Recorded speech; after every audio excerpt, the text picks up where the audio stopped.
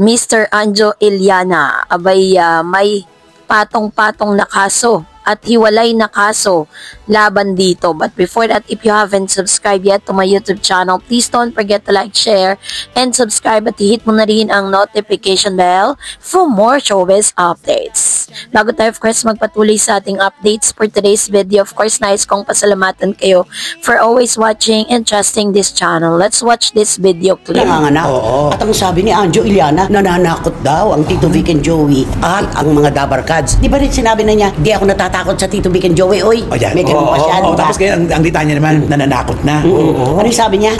Ayan, nakita nyo na. Hindi talaga mabubuti itong mga taong to eh. Masasama. Masasamang tao to eh. Kita nyo, nananakot. Tingnan nyo, sabi sa inyo, masasama mga ugali ng mga tao. Pagmasdan nyo ang mga sinasabi, pagmasdan nyo ang mga kinikilos, pagmasdan nyo yung mga pagtatangka, mga pananakot. Ganyan ba ang mabuting tao? Ang mabuting tao tahimik lang, kaya tayo'y mananahimik lang. Ako tahimik na. Eto mahimik ka ngayon lang. Dahil natakot ka. Pero noon, walang kasintindi ang mga binibitiwan mong salita laban sa Tito Vic and Joey, laban sa Itbulaga at sa mga Dabarkads. Talagang nakakatakot na talaga ang susunod na mga hakbang ng Team AJ.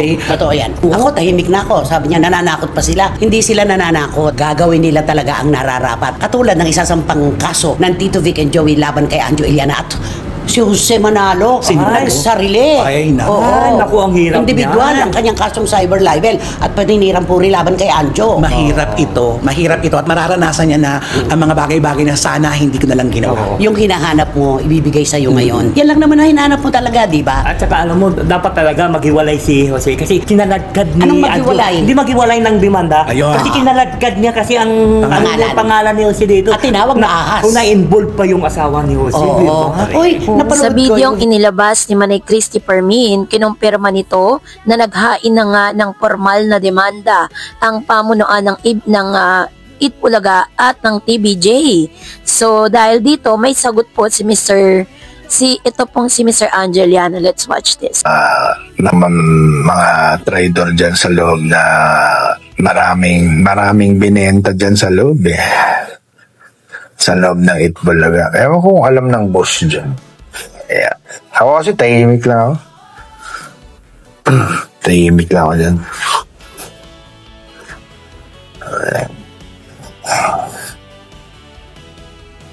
Ayan na sila, mga ano to feeling bitter daw ako. Wow! Thank you. Sino nagbigay nun? Feeling bitter daw ako. Naku, baka pag kinuwento ko sa'yo yung mga kalokohan dyan sa Itbulaga, magsara yung istasyon. Kaya, tama na yung tahimik na lang ako.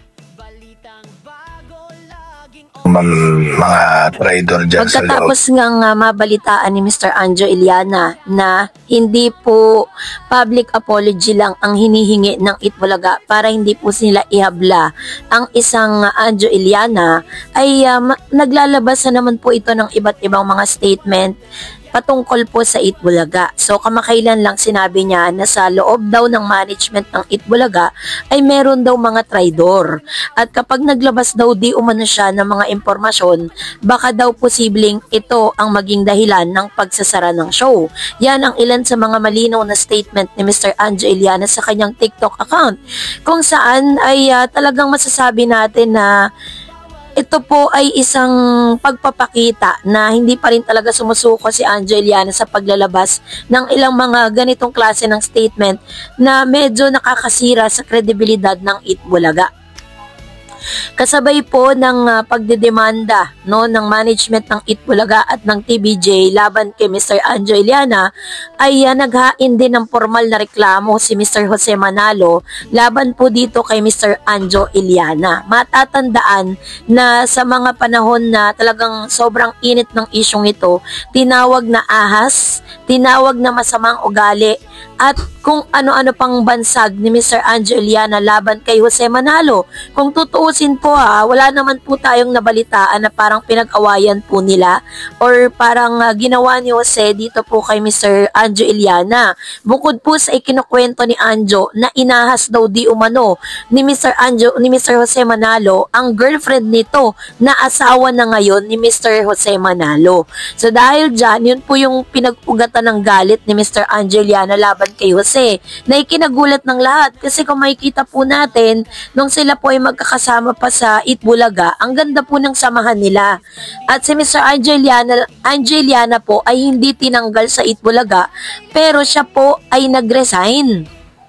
No, ibig sabihin wala pong nag-force sa kanya or wala pong parang pang-aabusong naganap na siya po ay tinanggal or inalis nang wala man lang pong matibay na dahilan. Siya po ay kusang nag-resign sa Itbulaga. Kaya pinagtatakan po ng mga viewers at mga followers and supporters ng TVJ, ano nga ba talaga ang pinagpugatan at ganito kalaki ang galit ni Anjo Iliana sa ilang mga host dito po sa nasabing show. So according to him, talagang pinag-iinitan din siya ng mga netizen dahil nga sinasabing si Anjo Iliana daw di umano ay walang utang na loob na bagay na sinagot ni Mr. Anjo Iliana sa kanya pong latest uploads. Pinaliwanag niya po dito na kailanman ay hindi po siya magkakaroon ng utang na loob sa Itbulaga dahil siya po ay nagtrabaho sa Itbulaga. So ibig sabihin parang sinasabi niya na pinagtrabahuan niya ang lahat ng meron o nakuha niya sa Itbulaga. So panoorin po natin itong video na ito na sinagot niya ang ilang mga bashers patungkol sa pagiging ungrateful nito. Let's watch this. Magkaibigan kami ng mga Soto. Tinulungan ko rin naman sila. Ayan, kiniwento ko sa inyo, tinulungan ko si Bal magkaroon ng trabaho, naging konsehal. Kaya marami nga kami pinagsamahan yan, nagtulungan kami yan. Kaya hindi totoo yung wala akong utang na loob. Sinasabi nito matapos ang marami niyang mga paninirang sinabi dito po kay Mr. or Tito Sena, no? Sinabi niya na marami silang pinagsamahan ng Soto Brothers. And kamakailan lamang inilabas din ni Manny Christopher Min na may malaking pagkakautang si Anjo Iliana kay Bossing Vic Soto na nagkakahalaga ng 500,000 na hanggang sa ngayon ay hindi pa rin nababayaran ito.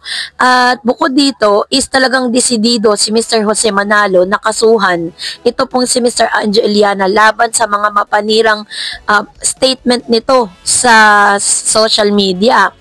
According po dito sa mga news na inilabas si Manny Christopher Min, cyber libel case ang kanya pong ikakaso at ng Itbulaga dito po kay Mr. Anjo Iliana. So yun po yung dapat po nating abangan dahil imposible naman na hindi pa nakakarating kay Mr. Anjo Iliana yung balita na yan. Kaya nga ang dami niya na naman sinasabi sa Itbulaga, no?